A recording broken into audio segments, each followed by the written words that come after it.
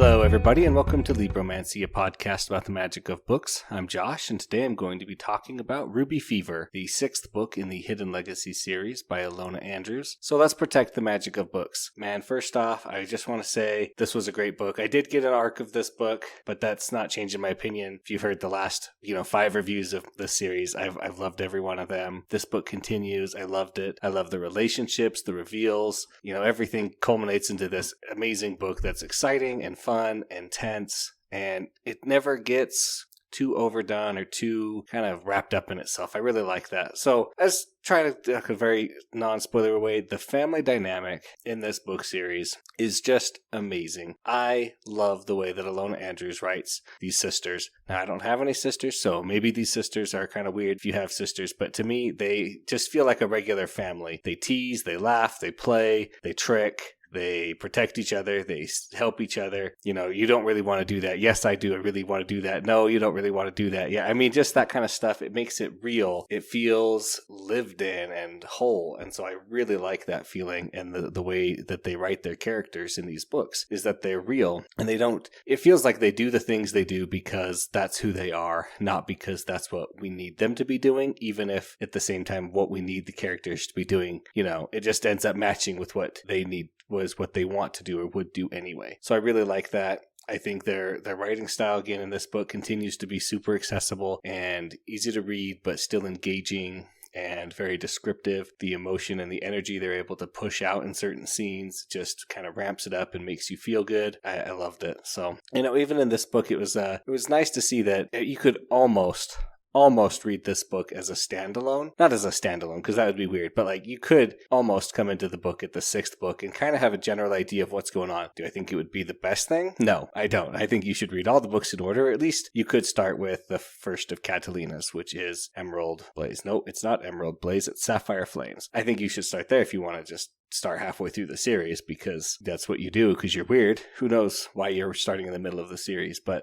I liked it. That's all I'm trying to say. Now, I think we're going to have to just get into some spoiler stuff here, because the books, they are what they are. We know it, you know it, and they're fun. So I want to talk about a bunch of that fun stuff, of course. So let's get into it. The plot, it's a good plot. It was a little bit interesting because in the beginning, the first maybe half, you don't really know what's going on. But then by the end of the half, the 50% mark, you really are knowing what's going on. So the plot as it is that Arcan has been selling the Osiris drug to people. He sold it to the Speaker of the Assembly, who gave it to her daughter so that she would have her magic, but she did not become a Halcyon, which can kind of calm people down. She became basically an anti-Halcyon, and she makes their brains kill themselves. Very destructive. They attack Linus, who is the warden deputy. No, he's the warden of the state, not the warden deputy. The deputy is Catalina, of course. He protects himself. Catalina finds him, finds her dead, because Arcan kills her to make a statement like, hey, I killed her. It's okay, don't come after me. But then the Russians get involved, which just is kind of funny, because Arcan sold some of the Osiris drug to the Russians, which caused an incident, and they were willing to let bygones be bygones until he stepped back in the arena and made a mess of things. So they're here to stay. And they have sent Constantine, who was a good character. It was nice to see another illusion mage that is kind of on their side, and the compare and contrast him between Augustine from Montgomery International Investigation. So I really liked seeing him. Constantine, you could kind of feel like his presence and the way he was acting was going to be the third wheel love. He was going to try and, take Catalina. And I'm glad to see that it didn't really work that way. That yes, he does approach her and he does find desire in her and he kind of wants to take her back and date her and stuff. But it's never pushed as Catalina's like, oh, do I pick him or do I stick with Alessandro? And, it's all kind of contingent on Alessandro dying, which he thinks will happen because of Arcan, and then maybe go into Russia with them. So that was really exciting. It was nice to see Constantine and he doesn't really grow, but just to see another aspect of the house functions where he is, the Russian side of the houses, or the, emperor, and they are the houses in Houston, right? So that dynamic was really cool. And I really liked in this book that we see a lot of our side characters are starting to get a lot more character depth than our main characters, which is fine with me because, Catalina and Alessandro, they really hashed out most of their stuff in the last book. And so we don't need a whole lot of new things from them. We're not looking for them to really grow. They've kind of hit their good spot where they are who they are, and they know what they're doing, and they're confident in that. Now, we still get a little bit of growth with Catalina. She does change a little bit. She works on her magic, the love of protecting people. I love that. We're going to tangent here into her magic, that her magic is all based on love. The green wings to show the love for her, to protect her, and the black wings to protect someone else, the love of someone else, right? So her power is so based. And I love the fact that she's kept her sides so separate for so long, and she didn't realize she had the harpy part of her magic, that her wings are basically two sets of separate wings, whereas most sirens just have the one set of wings that are gray, and then they kind of tint green or black depending on which part of her magic she's using, the scream or the song. And that was really interesting to see. But let's talk about our side characters for a little bit, because there are side characters that don't get a whole lot of growth. Obviously Byrne and Runa getting together, that's a little bit of growth, and we see a little bit of change in them, but for the most part they're pretty static. They're kind of at where they're at. I really like seeing them. Leon with his gun magic, he hasn't changed much, but there's a potential for him to change more. And Arabella, she is growing. She's becoming more mature. She's handling their finances.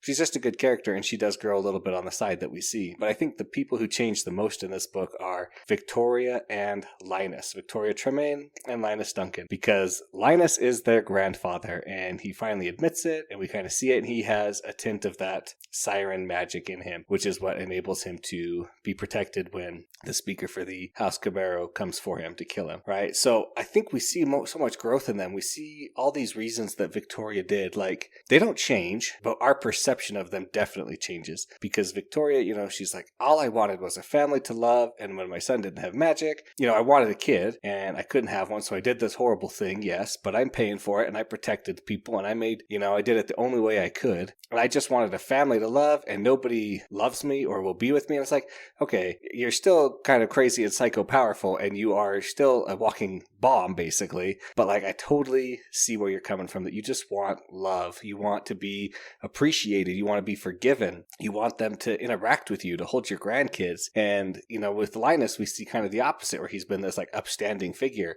and he's the deputy, and he's not the deputy, he's the warden, and he does all these amazing things. And we learn, yeah, he was like an absentee father. He did kind of bail on them. He did do some weapon, smuggling and weapons dealing in the past. He's trying to atone for these things. So we learn so much about them that can kind of color our ways that we perceive them. And I love that the way that their interactions, they interact with each other, and they hate but love each other still, and they change things. The dynamic changes, and it keeps moving and flowing. And it's just a real feeling. Like, this is Victoria's somebody who really wants her love and her family, but she's being denied it because of all the things she's done, whereas Linus has done other things, and he's being forgiven for it, and she wants what he has. And it's just so good. Their fights and their interactions, it feels real. Like I said, I can't say it any other way. So I really like that. I really, really like their family dynamic here. I guess want to say, I don't know, but if they write another series, and if it happens to be from Arabella's, I don't know who's going to be her romance. Could it be Mihail, another beast of Cologne? That was pretty surprising, but pretty funny when I read that he shifts into his magic, and Arabella just laughs, and then she shifts, and then they go fight, and then they wake up, they tire out, and they're both naked, and Arabella's like, yeah, whatever, I'm naked, I could, cover myself, or I could just, kind of flaunt it and just be like, no, I'm comfortable with who I am, and you didn't win. And then she walks off. Like, that was such a cool thing. So also, the Keeper of Records, but while we're talking about Arabella, the Keeper of Records and Michael, they are scary. And in order to figure out how to defeat Arkan, Linus has to allow something, and before he withdraws his opposition to it, they talk about Arabella's love life. So this could be a potential person that Arabella will meet in her series. If there's a series, of course, because for those of you who don't know, Ilona Andrews is going, not rogue sounds bad, they're going kind of independent, and they are moving away from their regular publishing house and publishing on their own. So hopefully we get to see more. Hopefully they're able to keep the license for these characters and move on with that. Something I would be sad if they weren't able to, but I would totally understand. And eventually I think those rights would have to come back to them anyway. Let's get back to the story. So I was really excited about that. Oh yeah, Leon's gun magic again. He's bouncing bullets off of everything. Always excited to see that.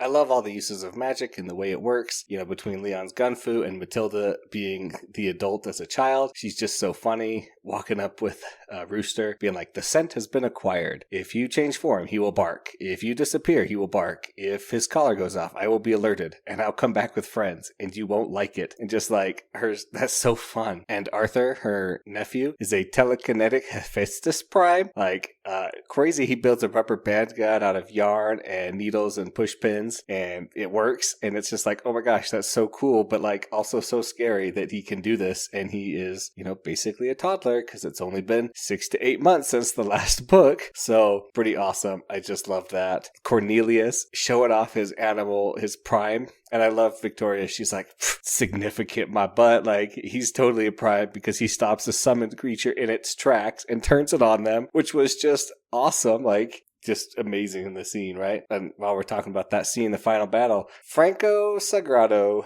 I'm glad he's dead. He definitely needed to die because he was a horrible person. Instead of wanting his children to do better and like work for their own living, no, just marry and be rich and do nothing. And then your kids can inherit the debt, and then they can inherit the debt. And then doesn't matter as long as you do what I say. And just a horrible person. Obviously shopping around for Alessandro, trying to get him a wife is not the best, but like Alessandro could want to get married. That's not a distinct possible, an unfair thing, but doing it to his sisters and trying to take them to the doctor and get them, declared that they're not infertile and stuff, and like the steps they had to take to try and stop him, just bad news. I'm glad that she screeched at him with her cool hate love magic and just destroyed his mind because he deserved it. That's all. Okay, I'll run this last battle. Arkan is a little bit OP. He has petrification magic to stop everything in a so far radius, right? Just stop it. Nothing moves, not even blood or inanimate objects. Luckily, people don't die, of course. But then to also have the passive magic field that nothing can hurt him, nothing can enter his skin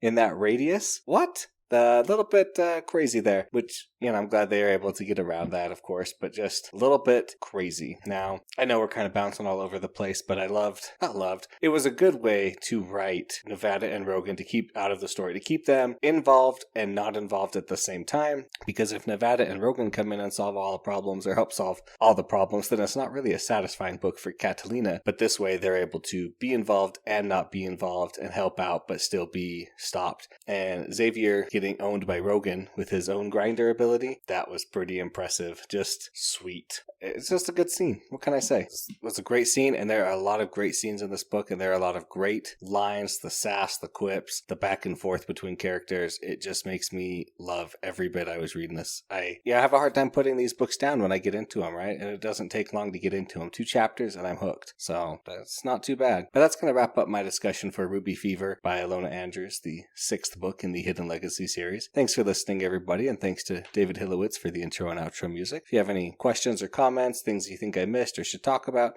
please send those to libromancypod@gmail.com. Please like and subscribe wherever you get your podcasts from. And I do have a Patreon that's available. It's patreon.com/libromancy if you feel like supporting the show. And remember to protect the magic of books.